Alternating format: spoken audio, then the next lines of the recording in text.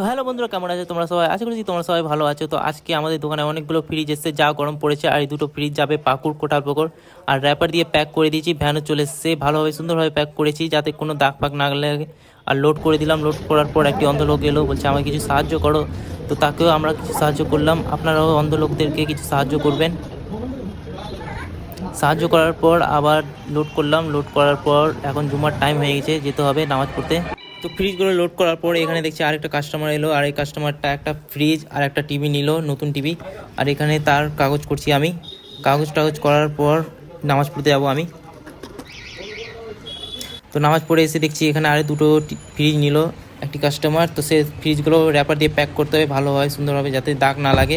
তো তোমরাও দেখো কীভাবে আমি প্যাক করছি র্যাপারে।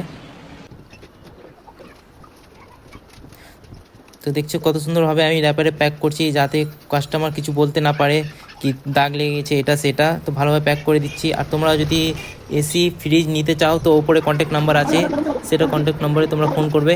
আর এখানে সব রকম তোমরা পাবে, সব রকম দামের পুরাতন ফ্রিজ, এসি, টিভি, সব রকমই জিনিস পাবে। আর প্যাক করার পর এখন ভ্যানে লোড করছি।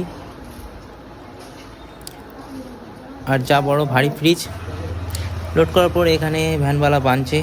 আর এখন দেখছি দোকান পুরোটাই এখন অর্ধেক ফাঁকা হয়ে গেছে, মালগুলো আবার আসবে। তোমরা নিতে চাইলে কন্ট্যাক্ট করো। ভালোভাবে লোড করে দিলাম। এই দুটো ফ্রিজ যাবে মামরেজপুর ব্রিজ। আর আমাদের দোকানের নাম লেখা আছে, ঠিকানা লেখা আছে, সব লেখা আছে, দেখতে পাচ্ছ।